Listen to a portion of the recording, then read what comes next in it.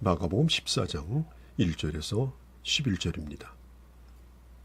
이제 이틀만 지나면 유월절과 무교절입니다. 대제사장과 서기관들이 예수님을 잡으려고 기회를 엿보고 있지만 유월절을 지키러 온 수많은 순례자들로 인하여서 감히 예수님을 잡지 못하고 있었습니다. 예수님이 그때 베다니 나병 환자였던 시몬의 집에서 식사를 하고 계셨습니다. 종교 지도자들이 주님이 죽일 음모를 꾸미고 있을 때 아마도 이 시몬은 나병에 걸렸다가 주님의 은혜로 고침을 받고 그리고 정성을 다한 잔치를 준비하고 예수님과 제자들을 초청하였던 것입니다. 베다니는 예루살렘 동쪽 4km 지점에 있는 곳으로 주님이 예루살렘에 가실 때마다 들르셨던 곳이고 그리고 그곳에는 주님의 친구인 나사로의 집이 있었습니다. 그런데 오늘은 나사로의 집이 아니라 시몬의 집에서 주님이 식사를 하고 계셨죠. 3절에 보면 그때 식사 도중에 갑자기 한 여인이 등장합니다. 요한복음 12장 13절에 보면 나사로의 누이 마리아라고 기록하고 있죠. 그는 매우 값진 향유가 가득한 옥합을 가지고 와서 예수님의 머리에 부으니 발끝까지 충분히 적셔지고 그 향이 온 집안에 가득 찼습니다. 그리고 주님의 발등에 감사와 감격의 눈물을 떨어뜨립니다. 사실 이 향유는 붓는 것이 아니고 조금씩 찍어 바르는 겁니다. 또 그렇게 해도 충분히 손님 대접할 수 있습니다. 그러나 오늘 이 여인은 그 향유의 옥합을 깨어서 완전히 부어버린 것입니다. 저는 이 장면을 보면서 순교를 생각해 보았습니다. 그릇을 깨어 부었다고 하는 것은 다시 주워 담을 수 없는 그런 순간입니다. 향유도 그릇도 돌려받지 못합니다. 순교란 뭡니까? 내 영혼을 지키기 위해서 육체의 옥합을 깨트려서 내게 주신 생명을 주님 앞에 완전히 부어드리는 것이 순교 아닙니까? 누군가를 지극히 사랑하게 되면 나타나는 증상이 계산 능력이 떨어진다는 거죠. 그래서 사랑에 빠진 사람들은 계산하지 않습니다. 더 주고 싶고 더 잘해주고 싶고 그래서 늘 안타까워하는 거죠. 사랑한다고 하면서 계산하고 있다면 그건 사랑하지 않는 증거입니다. 사랑하는 사람은 사랑하는 사람을 위해서 쓴 돈과 물질을 낭비로 생각하지 않습니다. 낭비라고 생각한다면 나는 너를 사랑하지 않는다는 것과 같습니다. 우리가 주님을 사랑할 때 나에게 가장 귀한 것을 부어드리고도 모자라서 진심을 다하여 감격의 눈물을 주의 발등에 떨어뜨리는 그런 사랑을 오늘 여기서 한번 보시기를 바랍니다. 데이빗 플랫이라고 하는 사람은 이런 말을 합니다. 교회가 좋은 일을 많이 하면서 본질을 잃어가고 있다. 교회가 가난한 사람들을 돌봅니다. 또 복지도 합니다. 자, 이런 일들은 틀린 일이 아닙니다. 그러나 교회가 진정으로 해야 될 일이 뭐냐?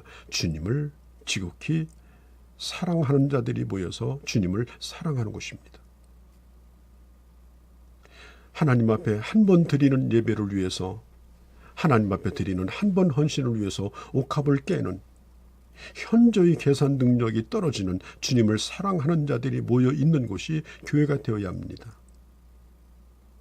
이 돈 아끼면 가난한 사람 몇 도와줄 수 있는데 이 돈 아끼면 땅 몇 평 살 수 있는데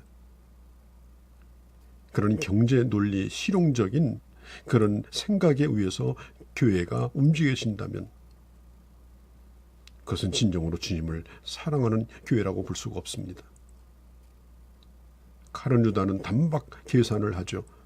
이게 돈 얼만데 1년 장정 품삯에 해당되는 돈임을 계산해내고 분통을 터뜨립니다.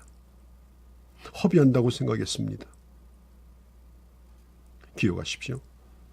돈을 많이 쓴다고 낭비가 아닙니다. 그 돈을 어디에 쓰느냐에 달려 있습니다. 헛된 데 돈을 쓰면 한 푼도 낭비죠. 그러나 진정으로 가치 있는 곳에 돈을 쓴다면 내 모든 걸 다 털어서 주어도 그것은 결코 낭비가 아닙니다. 오늘 이 가룟 유다는 주님을 따르면서 탐욕으로 가득 찼기 때문에 아까웠습니다. 하루에 수백만 원씩 술집에 던지는 사람도 있습니다. 주님께서 주신 물질을 주님을 위해서 쓰는 것은 결코 낭비가 아닙니다. 오늘 이 여인을 비난하는 재래들 가운데 혹시 여러분들은 끼어있지 않습니까? 교회에서도 그런 헌신자를 볼 때 마음이 따뜻해지고 감동이 됩니까? 아니면 적당히 좀 해, 적당히 좀 믿어. 그렇게 다 쓰면 어떻게 할 거야? 뒤로 데리고 가서 혹시라도 그런 권면을 하는 여러분은 아니십니까?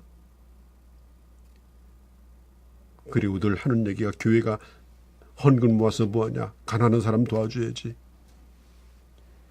그래서 세상 사람들 비위 맞추기 위해서 어떻게 하든지 나눠주고 구제하려고, 그게 나쁘다는 얘기는 아닙니다만은 세상 사람들의 눈치를 보면서 할 수 없이 그들의 요구를 들어주기 위해서 그런 일을 하고 있지는 않습니까? 이 여인은 향유의 금액이 얼마나 나간지 몰랐습니다. 그 계산도 가룟 유다가 한 것입니다. 마구 그냥 부어버린 것입니다. 자, 제자들이 분을 내고 있을 때 6절에 보면 우리 주님은 이 여자를 참 좋은 일을 했다라고 두둔하시죠. 그리고 제자들을 책망하십니다. 가난한 사람은 항상 있을 것이지만 나는 곧 떠나야 되는데 이 여인이 참 잘한 일이다.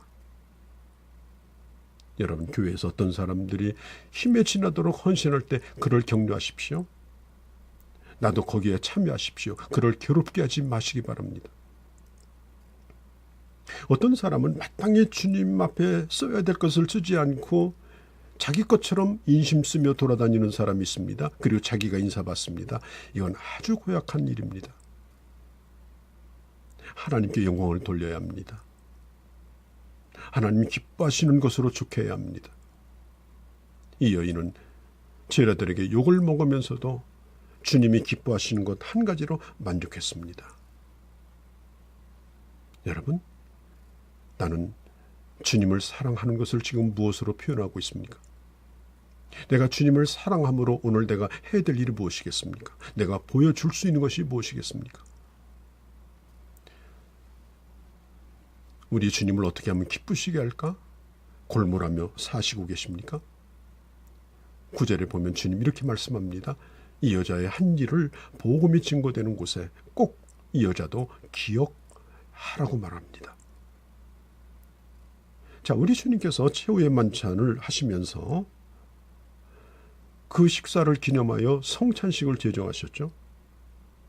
주님 오시는 날까지 주님의 피와 살을 기념하는 잔과 떡을 나누라고 말씀했는데요.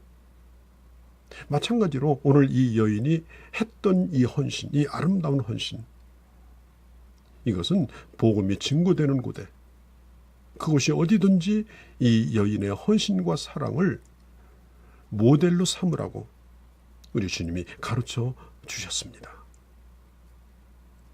가장 아름답고 진실한 사랑의 모델로 교회에 가르치고 또 이것을 실천하고 본받고 살라라고 말씀하셨습니다.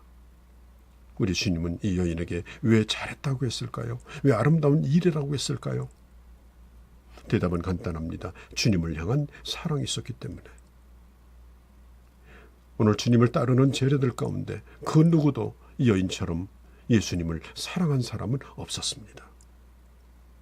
가치 없는 일에 단 한 푼을 써도 낭비입니다.